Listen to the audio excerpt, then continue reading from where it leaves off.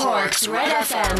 104 to 106. I suppose both sets of forwards on the day last Sunday didn't perform to their capabilities. I mean, Waterford were very reliant on John Milan and Owen Kelly, and Cork would feel the same way. I mean, Ben O'Connor and I suppose Asaki to a lesser extent, and Niall McCarthy. So there's both sets of forwards can improve, which both managers will be looking at, I'd say, you know.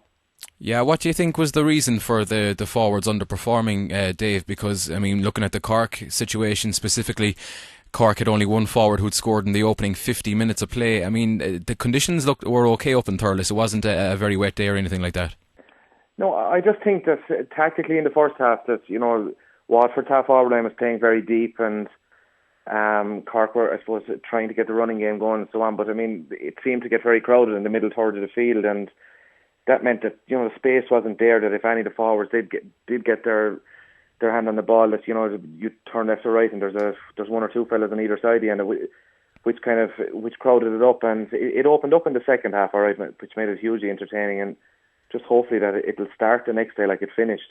Yeah, no, Dave, a lot of people were surprised by some of the decisions made by Davy Fitzgerald last Sunday, namely taking Liam Lawler off when he was doing okay on Isaki, I thought, and also putting Dan Shanahan in on Owen Cadigan and moving John Milan out of there, because I thought Milan was doing a very good job on Owen Cadigan. Were you surprised by some of Davy's decision making? Not really, no. In fairness to him now, I mean, you could see the logic completely with Liam Lawler. While Liam had a great game, I thought, and Waterford's full back line did very, very well. He was on a yellow. He had been warned a couple of times, and, you know, at that stage of the game, if we were to lose our full back, we would have been in big trouble. So I mean, they had to make a call on it. The Dan thing, I suppose, we're trying to get back in the game. I mean, they bring on Dan Morris and Ken, and, you know, obviously Dan's aerial threat inside, or I suppose the thinking would have been if they got a couple of high balls in there that Dan could have either maybe got a score or laid them off. You know, I suppose hindsight is a great thing, and Milan was doing very, very well in Cadigan and caused them a lot of trouble. But the thing was, I suppose, in fairness, he got the first score the second half, but from there on in, he was kind of starved of possession, and maybe they were just trying to see if Dan was a target man, could the higher ball have gone in. From both camps, I suppose the interesting thing to see will be, I mean, the dominance of both centre backs was one of the features of the games. Will Cork do something to curb Michael Walsh, and likewise will Waterford use a different tactic to stop Ronan Curran getting on so much ball? Yeah, no, I suppose here in Cork, Dave, the worry would be that the tip performance was a one-off, and that Cork might find it hard to reproduce that form again. Do you think that that's the case, or do you think this Cork team are a lot better than what they showed last weekend? There's no doubt they are, and I mean, look, in fairness, I think both teams will benefit hugely from last weekend. You know, a lot of people think that, in fairness to Cork, they were on a hiding to nothing going up there. I mean, you're massive favourite going into the game, and, you know, I know that Cork teams around a long time, but some of that expectation can get to you slightly, and while they'll be hugely disappointed not to have won, you know, they're still in it, and, you know, they'll feel they can improve, but the feeling down here as well is that we can definitely improve as well. Yeah, I know, Dave, you've obviously been involved in plenty of dramatic Cork-Waterford games during your own career. The game last Sunday, apart from maybe the late in the second half with all the drama late on, it wasn't as entertaining as the previous battles. But just looking back at the games over the years, what is it about Cork and Waterford that makes these games so special and so unique?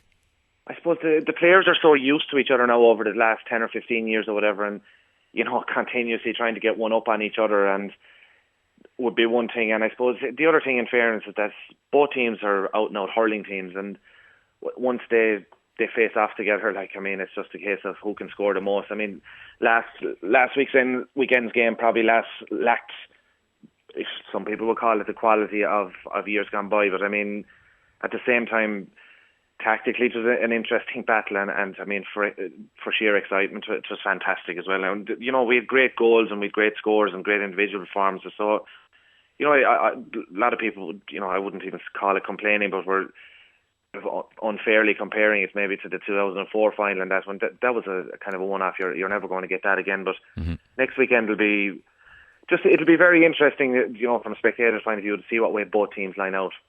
Yeah, and there is a huge prize obviously at stake, because the winners will go straight through to an All-Ireland semi-final, and of course avoiding Kilkenny as well until a potential final.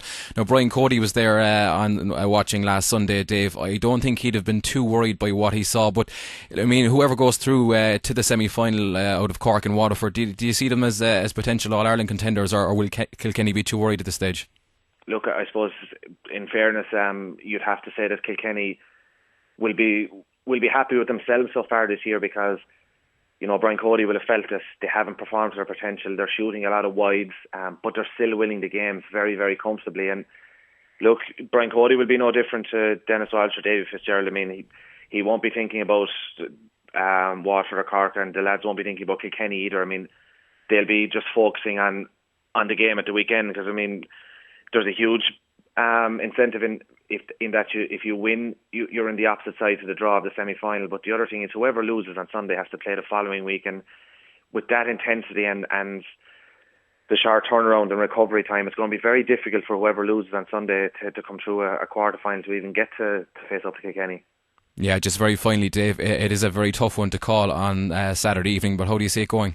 Look, as a Waterford man, I'm going to stick with ourselves. I really thought last weekend we were in a great position, because, you know, I mean, it was being billed as Cork to take the match because of their performance against Tipperary, whereas Waterford come in under the radar, and we all knew that they were going quite well in training very hard, and like, they'll take huge heart from it, you know, as will Cork. But I think we'll learn an awful lot from it, and I think we have a great chance to win. Cork's Red FM 104 to 106.